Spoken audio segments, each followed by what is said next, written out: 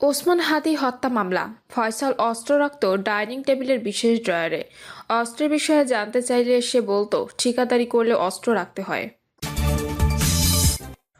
আমার ঘরে চাল নেই, চুলা নেই, জামাত আশ্রয় না দিলে আমাকে রাস্তায় পড়ে থাকতে হতো, বললেন বিএনপির সাবেক সংসদ সদস্য। জানাবো খালেদা জিয়ার অসুস্থতা ঘিরে পরিকল্পিত গুজব, এবং সর্বশেষ জানাবো উদীচীর কার্যালয়ে অগ্নিসংযোগ, দোষীদের গ্রেপ্তারের দাবিতে প্রতিবাদ। দর্শক শুনছিলেন সংবাদ শিরোনাম, এখন জানিয়ে দিব বিস্তারিত সংবাদ। তবে তার আগে অনুরোধ থাকবে ভিডিওটিতে একটি লাইক দিন এবং আজকের খবর সম্পর্কে আপনার মূল্যবান মতামত কমেন্ট করে জানিয়ে দিন। ওসমান হাদি হত্যা মামলা, ফয়সাল অস্ত্র রাখত ডাইনিং টেবিলের বিশেষ ড্রয়ারে। অস্ত্রের বিষয়ে জানতে চাইলে সে বলতো ঠিকাদারি করলে অস্ত্র রাখতে হয়। শহীদ জুলাই যোদ্ধা শরীফ ওসমান হাদিকে গুলি করা সাবেক ছাত্রলীগ ক্যাডার ফয়সাল করিম মাসুদের রয়েছে নিজস্ব একাধিক অবৈধ আগ্নেয়াস্ত্র। এসব অস্ত্র চাঁদাবাজি, টেন্ডারবাজি ও হত্যাসহ নানা অপকর্মে ব্যবহার হতো।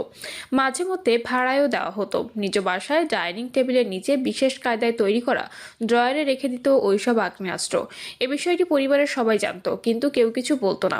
অস্ত্রের বিষয়ে পরিবারের লোকজন ফয়সালের কাছে জানতে চাইলে সে বলতো ঠিকাদারি করলে অস্ত্র রাখতে হয়। গ্রেপ্তার ফয়সালের স্ত্রী শাহেদা পারভিন সামিয়া জিজ্ঞাসাবাদে এমন তথ্যই জানিয়েছেন পুলিশের তদন্ত কর্মকর্তাদের। সামিয়া বলেছেন, বাসার ডাইনিং টেবিলটি অস্ত্র রাখার জন্য বিশেষভাবে তৈরি করে ফয়সাল।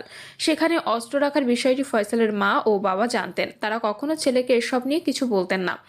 এখনো পর্যন্ত ফয়সালের 3টি অস্ত্র ও বেশ কিছু গোলাবারুদ উদ্ধার করেছে পুলিশ।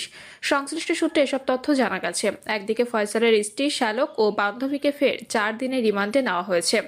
ময়নাতদন্ত সম্পন্ন হয়েছে ওসমান হাদির লাশের। শহীদ সোহরাওয়ার্দী মেডিকেল কলেজ হাসপাতালের সূত্রে জানা গেছে, ওসমান হাদির ময়নাতদন্ত শনিবার 11টা 40 মিনিটের দিকে শেষ হয়। এর আগে লাশের সুরতহাল প্রতিবেদন তৈরি করে পুলিশ। এছাড়া হত্যা চেষ্টায় মামলায় রূপান্তর করলে ধারা সংযোজন করা হয়েছে। তদন্ত সংশ্লিষ্ট সূত্র বলছে, ফয়সালের বিভিন্ন ব্যাংকের 11টি অ্যাকাউন্টের লেনদেন ঘিরে চলছে তদন্ত।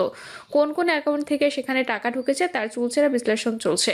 ডিএমপি যুগ্ম কমিশনার মোহাম্মদ নাসিরুল ইসলাম বলেন, লাশের ময়নাতদন্ত সম্পন্ন করা হয়েছে, গ্রেপ্তারদের জিজ্ঞাসাবাদ চলছে। তদন্ত শেষে বিস্তারিত বলা যাবে। ফয়সালের বাসা থেকে উদ্ধার চেকের টাকার পরিমাণ সম্পর্কে জানতে চাইলে তিনি বলেন, জব্দ তালিকার ভিত্তিতে এ বিষয়ে তদন্ত কর্মকর্তা কাজ করছেন। আমার ঘরে চাল নেই, চুলা নাই, জামাত আশ্রয় না দিলে আমাকে রাস্তায় পড়ে থাকতে হতো, বললেন বিএনপির সাবেক সংসদ সদস্য।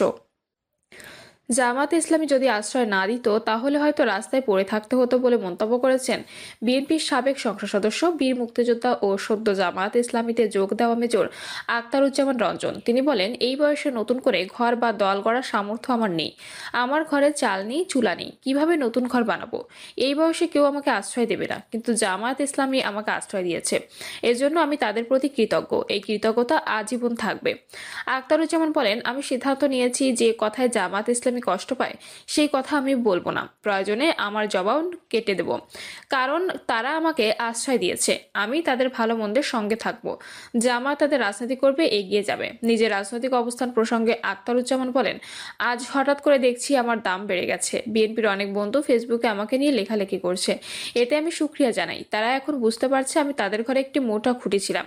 আমি নিজে দল ছেড়ে আসিনি, আপনারাই আমাকে বের করে দিয়েছেন। গত 3 বছর আমার সঙ্গে কোনো সম্পর্ক রাখেননি, এমনকি বিয়ের দাওয়াতও দেননি। আজ আমাকে গালাগালি করছেন, এতেও ভালো লাগে, কারণ বুঝি আপনারা আমাকে নিয়ে ভাবছেন। তিনি বলেন, আমরা এমন একটি বাংলাদেশ চাই যেখানে মুসলমান, হিন্দু, খ্রিস্টান ও বৌদ্ধ সবাই মিলেমিশে বসবাস করবে। তিনি বলেন, আমি কোনো নির্বাচনে অংশ নিব না। জামাত যদি ক্ষমতায় আসে তাহলে নিশ্চয়ই তারা আমাকে কোনো ভালো জায়গায় রাখবে। জামাতের কাছে 3টি আবদার তুলে ধরে আখতারুজ্জামান বলেন, প্রথমত, আমি চাই দুর্নীতিমুক্ত, চাঁদাবাজ মুক্ত, সন্ত্রাস ও দখলদার মুক্ত বাংলাদেশ। আমরা আর চাঁদা দিতে চাই না, রাস্তাঘাটে নিরাপদে চলতে চাই। দ্বিতীয়ত, সত্য প্রকাশ ও শান্তি প্রতিষ্ঠা চাই, বিশৃঙ্খলা নয়। শান্তির মাধ্যমে ইসলাম প্রতিষ্ঠিত হোক। তৃতীয়ত, সামাজিক ন্যায় বিচার ও মর্যাদা চাই, মানুষ মানুষকে সম্মান করবে। ইনকিলাব মঞ্চের আহ্বায়ক শহীদ শরীফ ওসমান হাদির হত্যার বিচার দাবি করে তিনি বলেন, আমরা একজন ত্যাগী হাদিকে হারিয়েছি। আমরা এই হত্যার তীব্র নিন্দা ও প্রতিবাদ জানাই। যারা এই হত্যার সঙ্গে জড়িত, প্রয়োজনে পাতাল থেকে তুলে এনে হলেও তাদের বিচার করতে হবে। আমরা শুধু বিচারই চাই না, শরীফ ওসমান হাদি রেখে যাওয়া কাজ বাস্তবায়ন করতে চাই।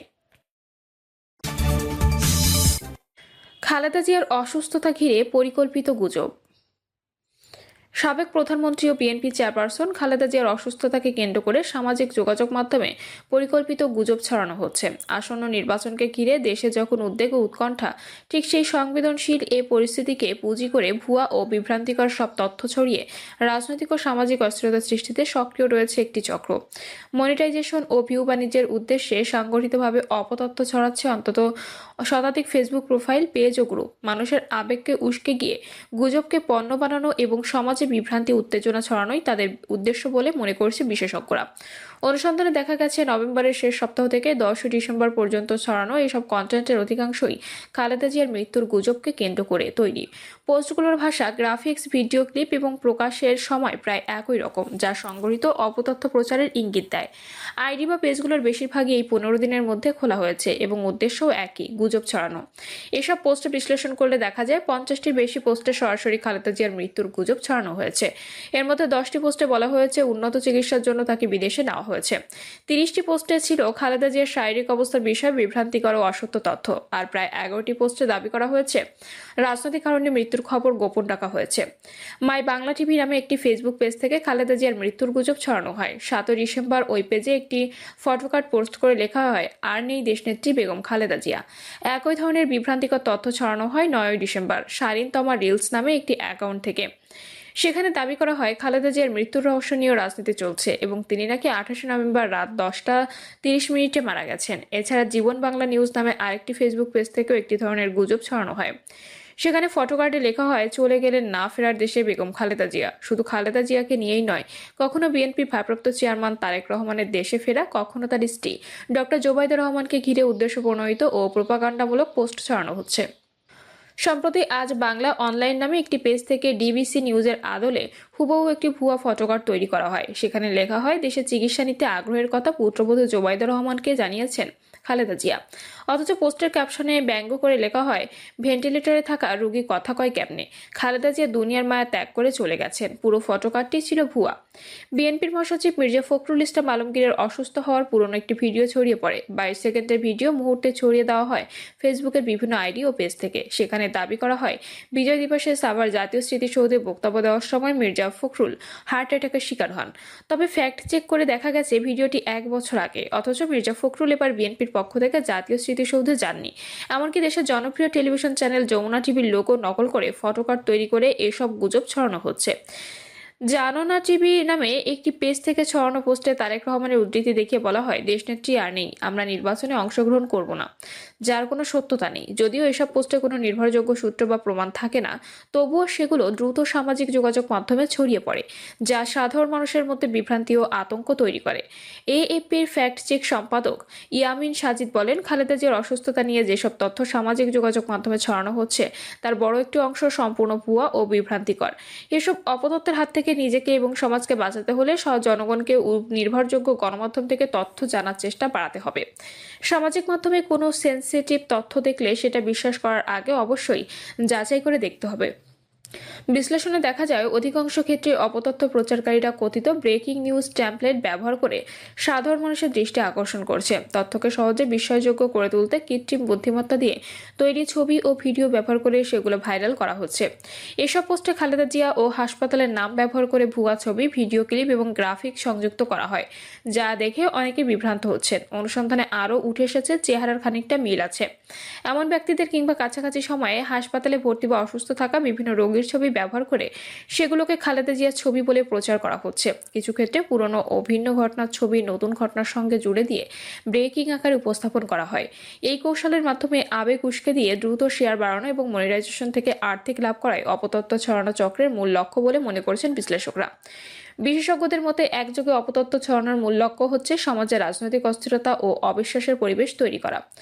সাবেক প্রধানমন্ত্রী খালেদা জিয়ার মতো গুরুত্বপূর্ণ রাজনৈতিক ব্যক্তিত্বকে ঘিরে মৃত্যুর গুজব ও অসুস্থতা নিয়ে বিভ্রান্তিকর তথ্য ছড়িয়ে সাধারণ মানুষের মধ্যে আতঙ্ক সৃষ্টি করা হচ্ছে।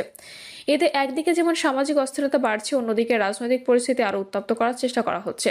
পরিকল্পিতভাবে একই ধরনের কন্টেন্ট, ভাষা ও টেমপ্লেট ব্যবহার করে গুজব ছড়ানো থেকে স্পষ্ট হয়, এটি বিচ্ছিন্ন কোনো ঘটনা নয়। এই অপতথ্য প্রচার মানুষের বিশ্বাসযোগ্য তথ্যের ওপর আস্থা নষ্ট করছে এবং দায়িত্বশীল গণমাধ্যম ও রাষ্ট্রীয় প্রতিষ্ঠানের ভাবমূর্তিও ক্ষতিগ্রস্ত করছে বলে মনে করছেন বিশ্লেষকরা। ডিজিটাল মিডিয়ার নিরাপত্তা নিয়ে কাজ করা প্রতিষ্ঠান ডিজিটালি রাইটের ব্যবস্থাপনা পরিচালক মিরাজ আহমেদ চৌধুরী বলেন, একযোগে অপতথ্য ছড়ানোর নেপথ্যে আছে সমাজের রাজনৈতিক অস্থিরতা ও অবিশ্বাসের পরিবেশ তৈরি করা। তাই জনগণকে সচেতন করা এবং সঠিক তথ্য প্রদান করা এখন একটি বিশেষ দায়িত্ব। এই কঠিন সময়ে গণমাধ্যমে একটি বাড়তি দায়িত্ব নিতে হবে। জানতে চাইলে বাংলাদেশ জাতীয়তাবাদী দলের তথ্য প্রযুক্তি বিষয়ক সম্পাদক AKM ওয়াহিদুজ্জামান বলেন, খালেদা জিয়াকে ঘিরে সামাজিক যোগাযোগ মাধ্যমে যে মৃত্যুগুজব ছড়ানো হয়েছে তা উদ্দেশ্য প্রণোদিত এবং পরিকল্পিত। কয়েকটি নির্দিষ্ট পেজ ও আইডি থেকে এই অপপ্রচার চালানো হয়েছে, যার অ্যালাইনমেন্ট একটি বিশেষ রাজনৈতিক দলের সঙ্গে মিলছে। তিনি উদ্বেগ প্রকাশ করে বলেন, এখনো পর্যন্ত সরকার, ICT মন্ত্রণালয়, BTRC ও আইন শৃঙ্খলা বাহিনী এসব পেজ ও আইডির বিরুদ্ধে কোনো ব্যবস্থা নেয়নি। নির্বাচন সামনে রেখে এ ধরনের গুজব আরও বাড়তে পারে, যা পুরো নির্বাচন প্রক্রিয়ার জন্য হুমকি হয়ে দাঁড়াতে পারে। তিনি বলেন, অতীতেও অপরাধ আড়াল করতে সামাজিক মাধ্যমে বিএনপির বিরুদ্ধে বিভ্রান্তিকর ন্যারেটিভ তৈরি করা হয়েছে। এসব অপতথ্য ছড়ানোকারীদের বিরুদ্ধে দ্রুত আইনগত ব্যবস্থা নেওয়ার দাবি জানান তিনি। তিনি বলেন, দলের পক্ষ থেকে খালেদা জিয়ার শারীরিক অবস্থা নিয়ে নিয়মিতভাবে দায়িত্বশীল ও নির্ভরযোগ্য তথ্য জানানো হচ্ছে। এরপরও যারা মৃত্যুর গুজব বা অসত্য তথ্য ছড়াচ্ছে, তারা মূলত অপপ্রচার ও প্রোপাগান্ডার মাধ্যমে রাজনৈতিক ফায়দা হাসিলের চেষ্টা করছে। প্রিয় দর্শক, এই ছিল এখনকার সর্বশেষ সংবাদ। আপডেট সব সংবাদ পেতে চ্যানেলটি সাবস্ক্রাইব করে বেল আইকনটি ক্লিক করে রাখুন।